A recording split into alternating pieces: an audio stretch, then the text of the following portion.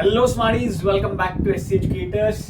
आज है day 52 of 360 degree maths. Surface area volume part 4।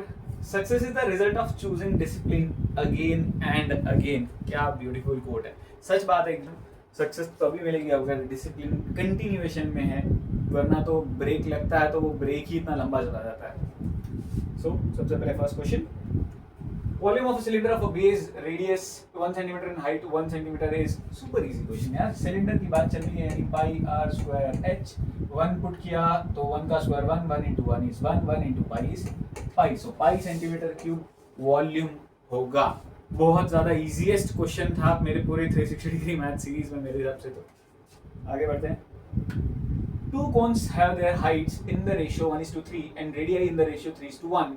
What is the ratio of their volumes? तो दो कोन की बात चल रही है जिसमें हाइट्स का रेशियो दिया हुआ है, रेडियाई का यानी रेडियस का रेशियो दिया हुआ है और वॉल्यूम का रेशियो पूछा है। तो बड़ा सिंपल है, पहले तो ये देख लेते हैं हम।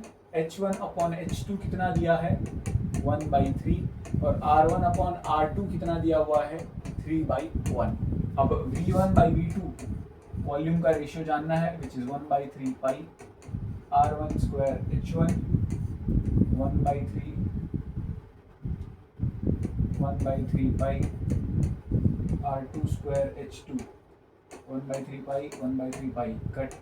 अब r1/r2 देखो ये दोनों स्क्वायर में है तो r1/r2 होल स्क्वायर कंसीडर कर सकता हूँ। होल स्क्वायर के हिसाब से रेडियस का जब मैं स्क्वायर करूंगा यानी 3/1 का स्क्वायर और h1/h2 है मेरे पास 1/3।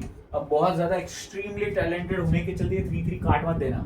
स्क्वायर है, बॉडमास का रूल, पहले ब्रैकेट खुलेगा सो ये बनेगा 9, ये बनेगा 1/3, 3 1 3:1 यहाँ पर आंसर आएगा। आई होप समझ में आया। बहुत ही इंटरेस्टिंग मजेदार क्वेश्चन था।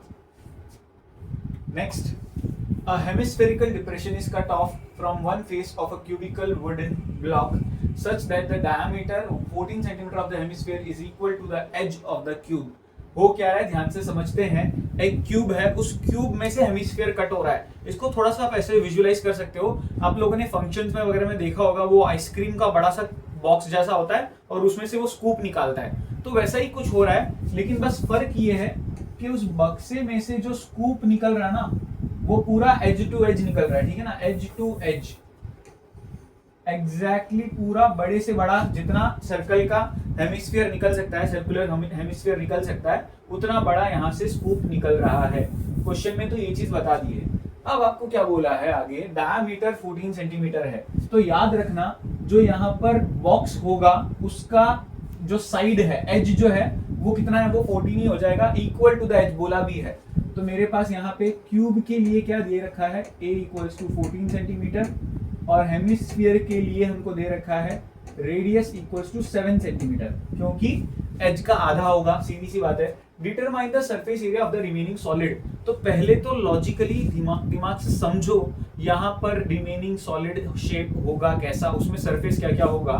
तो अगर मैं देखूं तो यहाँ पर कुछ इस तरह का मेरा हेमिस्फीयर है, जिसमें से कुछ इस तरह का हमारा क्यूब है जिसके अंदर से ये हेमिस्फीयर कट हो रहा है। अगर ये हेमिस्फीयर ऐसा कट हो रहा है तो मेरे पास एक तरीके से मैं 6 के 6 अगर साइड्स गिन लूं तो 6a², ठीक है ना। 6 के 6 सरफेस सभी जगह से, ऊपर से भी गिना, नीचे से भी गिना, साइड से भी गिना, वॉल से भी गिना, हर जगह से गिन लिया। फिर मैं प्लस करूंगा 2πr²। ये बहुत इंटरेस्टिंग पार्ट, अगर मैंने हेमिस्फीयर कट किया, तुम लोगों ने अगर देखा होगा, स्कूप निकालूं तो अंदर शेप बनेगा कैसा, हेमिस्फीयरिकल शेप बन जाएगा। इसीलिए क्या किया, प्लस 2πr²। माइनस करूंगा यहां पर मैं πr²। This part is very important and interesting. जब मैंने यहां से हेमिस्फीयर कट किया तो जब ये ऊपर का फ्लैट सरफेस था, जो मैंने पूरा का पूरा काउंट कर लिया था, है ना, जो मैंने पूरा का पूरा काउंट कर लिया था, ये वाला जो ऊपर का सरफेस है, फेस है, वो पूरा का पूरा काउंट किया था। लेकिन जब हेमिस्फीयर कट करूंगा तो एक सर्कल पार्ट जो है वो तो गायब हो जाएगा, इसीलिए -πr² करना बहुत जरूरी है। इसी के चलते ये बन जाएगा 6a² plus πr²। Value put करेंगे 6, a की जगह आ जाएगा हमारा 14 का स्क्वायर प्लस 22/7 एंड रेडियस तो हमारे पास 7 है ही, सात सात कटा 14 का स्क्वायर इज 196 एंड 196 को हम मल्टीप्लाई करेंगे इनटू 6 सॉरी 196 इनटू 6 1176 प्लस ये आ जाएगा हमारा 154, तो इसमें प्लस कर देंगे 154, सो 1330 हमको मिलता है सेंटीमीटर स्क्वायर। इतना आएगा रिमेनिंग सॉलिड का सरफेस एरिया। आई होप समझ में आ गया। बहुत बहुत interesting question. That's it. Next one, a room is in the form of cylinder surmounted by a hemispherical dome. The base radius of the hemisphere is 1/2 of the height of cylindrical part. बहुत interesting question लग रहा है ये। देखो cylinder है,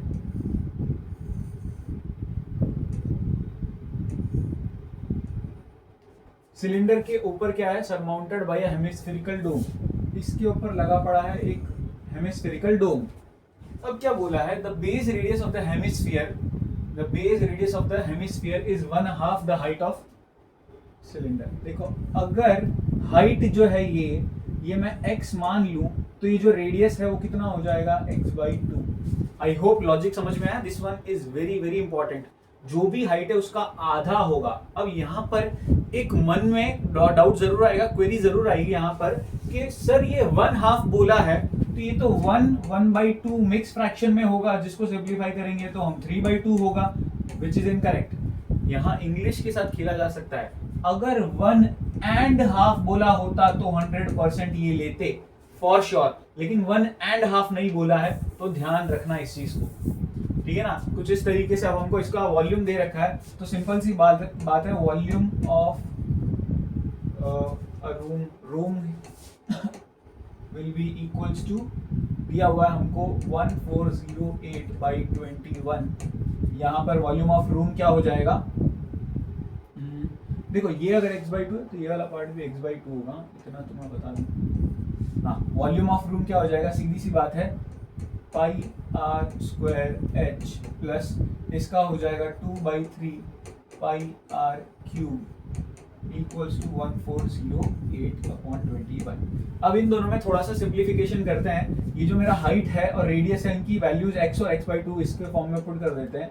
this becomes x/2 का square और h is x plus 2/3 pi x/2 का क्यूब 1408/21। सो दिस बिकम्स पाई, यहाँ पर ये हो जाएगा x²/4 और एक x से भी मल्टीप्लाई हो रहा है तो मैं इसको x³ ही लिख लेता हूँ तो बेटर रहेगा। पाई x³/4, नीचे 4 इसलिए है क्योंकि 2 का स्क्वायर आ रहा है, ऊपर क्यूब इसलिए है क्योंकि ये x² और एक x मिला के x³ बना रहे हैं, तो कंफ्यूज नहीं होंगे। by 3 into this becomes x³/8, ठीक है ना, x³/8 equals to 1408/21। 1408/21। अब यहाँ पर 8 3 से 24, 4 यहाँ है, 24 यहाँ पे, तो 6 से मल्टीप्लाई करना पड़ेगा। This becomes 6 x³ plus 2 x³/24, ठीक है ना, 24 ही होगा ना, 8 3 से 24, 4 और 24 24 इक्वल्स टू 1408/21।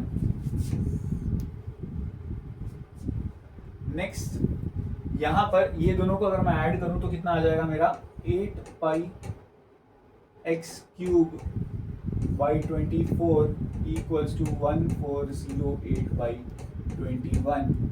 1 जा 3 जा, अब यहाँ बच जाएगा x³/3 1408/21।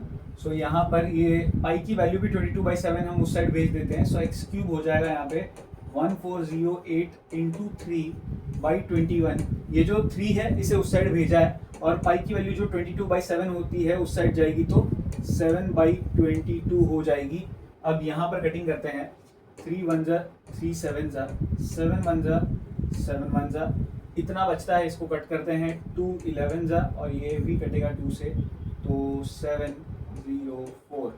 11 से कटेगा ये, यस 11 बन जा, 11 6 जा, और 11 6 जा 66, 4 जा, सो 4 जा, सो एक्स क्यूब की वैल्यू निकल के आती है यहाँ पर 64, सो एक्स की वैल्यू निकल के आती है यहाँ पर 4 सेंटीमीटर। सो देयरफॉर जो हमको क्या ढूंढना था यहाँ पे, find the total height of the room, so therefore x by 2 की वैल्यू कितनी हो जाएगी, 4 बाई 2 यानी कि 2 सेंटीमीटर।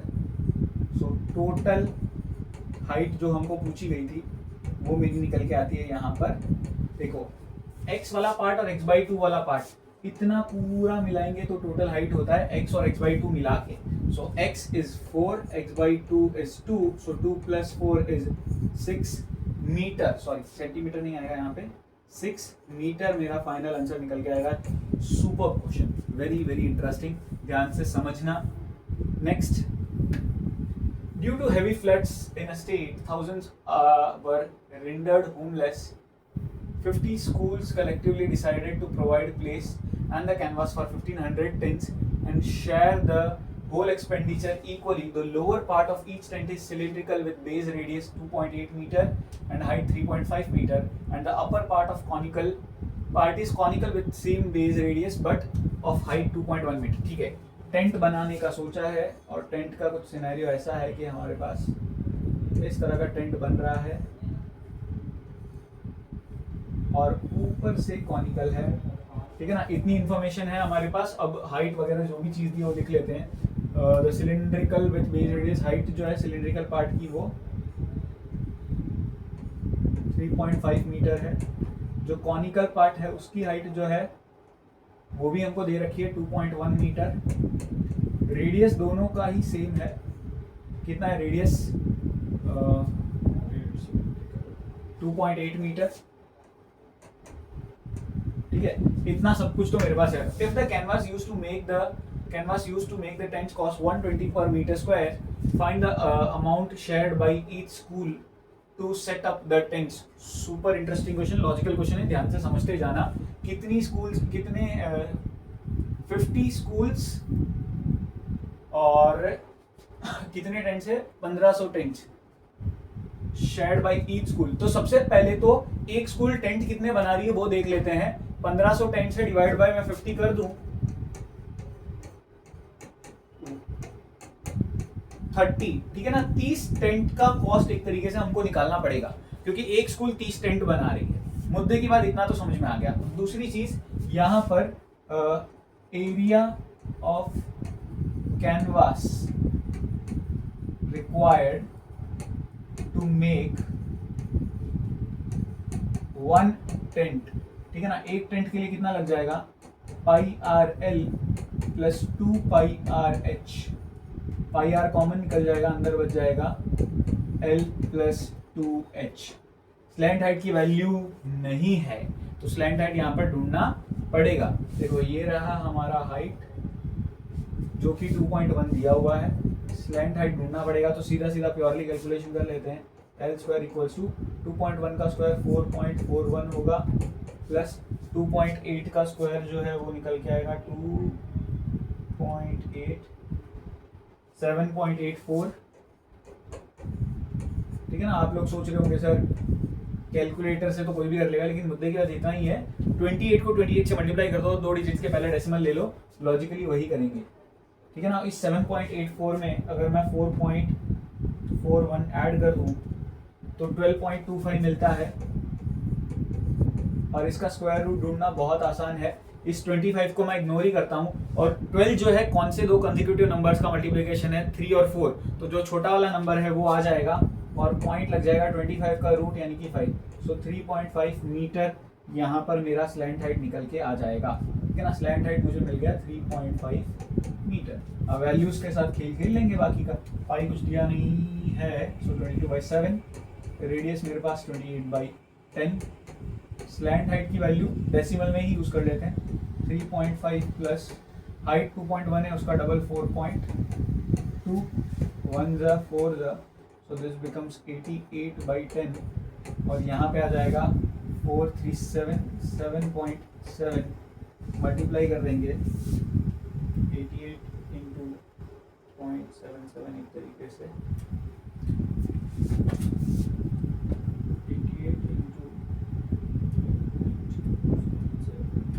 $67.76 इतना मीटर स्क्वायर तो मेरे को कपड़ा चाहिए। अब मुद्दे की बात, कॉस्ट भी है 120 रुपए per metre square. So cost to build tent for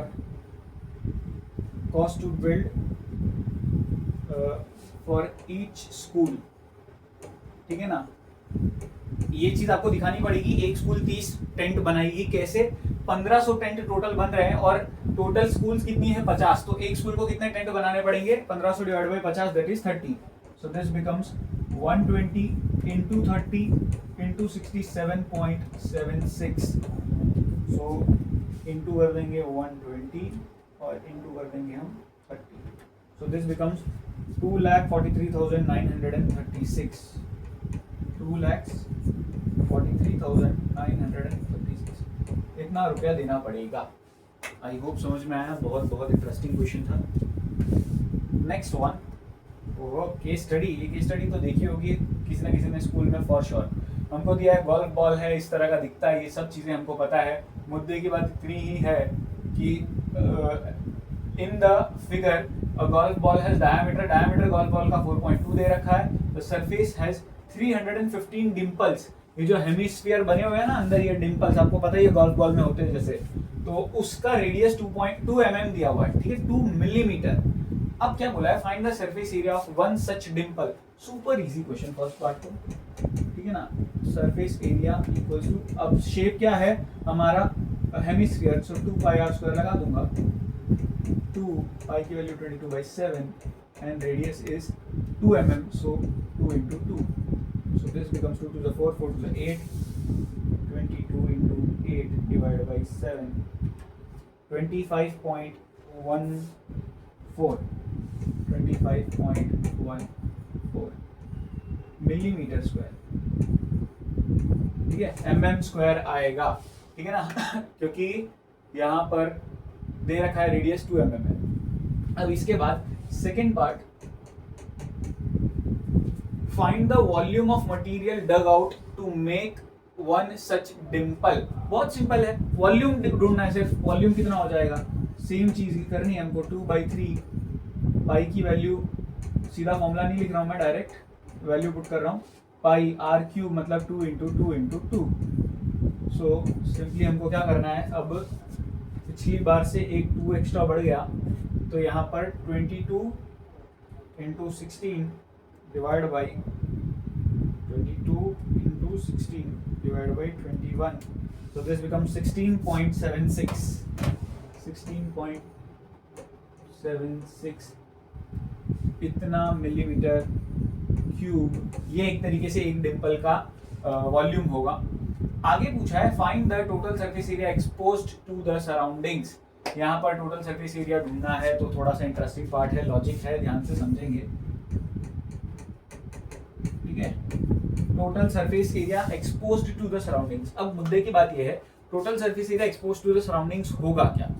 वो सिंपल सा लॉजिक ये होगा कि मैं पूरे स्फीयर के सरफेस में से मैं माइनस कर दूंगा जितने भी, देखो यहाँ पे हो क्या रहा है, ध्यान से समझे अगर, तो ये पूरे का मैं सरफेस एरिया लूं और इसमें से यहाँ से जो सर्कल गायब हुए हैं उनका एरिया माइनस कर दूं, और जो अंदर हेमिस्फीयर बने हैं उनका एरिया प्लस कर दूं। समझना, पूरे का सरफेस एरिया लिया, माइनस कर दिया ये जो सर्कल्स, क्योंकि सर्कल्स गायब हो गए तो वहां से सरफेस गायब हो गया, तो सरफेस एरिया में गिनेंगे नहीं, लेकिन अंदर हेमिस्फीयर बना है तो वो सरफेसेस हमको गिनने पड़ेंगे। यहां पर यूनिट का ध्यान रखना है, रीजन भी जो गोल्फ बॉल है वो सेंटीमीटर के रेडियस के हिसाब से दिया हुआ है। सो यहाँ पर रेडियस ऑफ, या फिर गोल्फ बॉल की बात थोड़ी अगर करें तो r कितना हो जाएगा? 2.1 सेंटीमीटर, और सेंटीमीटर को अगर मिलीमीटर में कन्वर्ट करना हो तो 1 सेंटीमीटर में 10 मिलीमीटर होता है। सो उस हिसाब से ये हो जाएगा 21 mm, ठीक है ना। 1 सेंटीमीटर में 10 मिलीमीटर होता है, इसलिए सो 10 से मल्टीप्लाई कर दिया सिंपली। सो ये चीज तो पता चल गई। अब करना क्या है, ध्यान से, area exposed will be simply क्या हो जाएगा, area, surface area of sphere minus कितने डिम्पल्स बने हुए हैं यहाँ पर 315, सो माइनस 315, या फिर डायरेक्ट मैं यहाँ पर ये चीज नहीं लिखते हुए सीधा अपने फॉर्मूले के हिसाब से खेल खेलते हैं, ठीक है। क्या हो जाएगा यहाँ पे देखो, सरफेस एरिया एक्सपोज्ड कितना हो जाएगा, सीधी सी बात है, जो मेरा स्फीयर होता है उसका सरफेस एरिया होता है 4 पाई आर स्क्वायर, माइनस करूंगा 315 और 315 में से पाई आर स्क्वायर, प्लस करूंगा 315 2 पाई आर स्क्वायर। आई होप समझ में आ रहा है मैंने क्या क्या लिखा है, क्या किया है। देखो जो सर्कल का पार्ट है जो गायब हो रहा है वो तो माइनस के हो गए 315 सर्कल के एरिया, और प्लस होंगे हेमिस्फीयर का एरिया, और एक हेमिस्फीयर का एरिया होता है curved surface area 2 pi R square, और ऐसे 315 डिम्पल्स है, इसीलिए ये भी हो रहा है। So this becomes 4 pi R square minus का एक 315 और प्लस के दो 315 एक तरीके से, तो ये सिंप्लीफाई होके बन जाएगा। देखो इसको मैं मल्टीप्लाई करूंगा तो ये बन जाएगा 630, और 630 में से माइनस होगा 315, so this also becomes 315 pi R square. Common क्या निकल जाएगा, सिंपली पाई कॉमन निकाल सकते हैं, पाई की वैल्यू कुछ दी रखी है नहीं, पाई कॉमन निकला तो 4 R square minus 315 R square. Values यहाँ पे पुट करेंगे, पाई की वैल्यू है 22/7 इंटू 4, कैपिटल आर बड़ा सर्कल का रेडियस जो कि है मेरे पास 21, सो 21 इंटू 21 माइनस 315, छोटे सर्कल का रेडियस है 2 इंटू 2। आई होप समझ में आया है क्या किया हमने, ये 2 mm के हिसाब से लिखा है वो जो दिया हुआ था।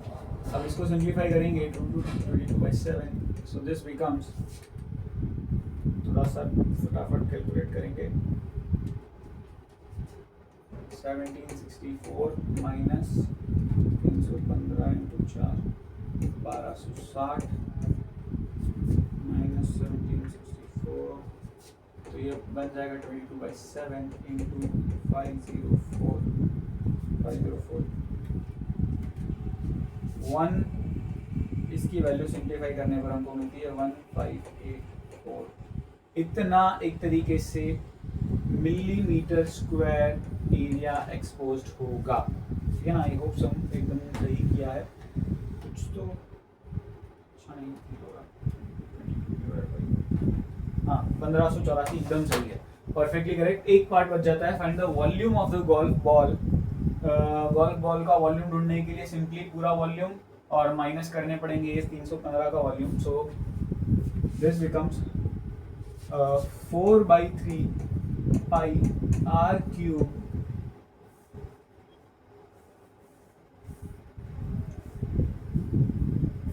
और इसमें से माइनस क्या करना पड़ेगा, minus 315 2/3 pi R cube. I hope समझ में आया ये क्या किया, एक हेमिस्फीयर के वॉल्यूम और इंटू 315 करूंगा तो ऐसे 315 हेमिस्फीयर्स का वॉल्यूम, ये पूरे स्फीयर के वॉल्यूम में से सब्ट्रैक्ट करना पड़ेगा क्योंकि ये तो निकल चुका है। अब इसको सिंप्लीफाई करेंगे, ये 4/3 पाई आर क्यूब माइनस ये हो जाएगा 315 का double, that is 630/3 pi R cube. अब यहाँ पर कॉमन कॉमन लेने की जरूरत नहीं, हम चाहे तो पाई कॉमन ले लो सिर्फ और वैल्यूज पुट कर दो, ये हो जाएगा 4/3 इंटू रेडियस कितना है मेरे पास, तो बड़े वाले के हिसाब से रेडियस कितना था 21 था, यस 21, सो 21 का क्यूब माइनस ये तो कट जाएगा 210 और पाई की वैल्यू तो कॉमन निकल चुकी है, और रेडियस मेरे पास कितना था छोटे वालों कहते हैं 2 इंटू 2 इंटू 2, ये प्योर कैलकुलेशन करनी पड़ेगी विच बिकम्स 22/7 इंटू यहाँ पर क्या हो जाएगा 4 into 21 into 21 into 21 divide by 3, so this becomes 21 एकदम सही डाला है, ठीक है, this becomes 1 2 3 4 8 minus 8 into 210 1680, so this simplifies to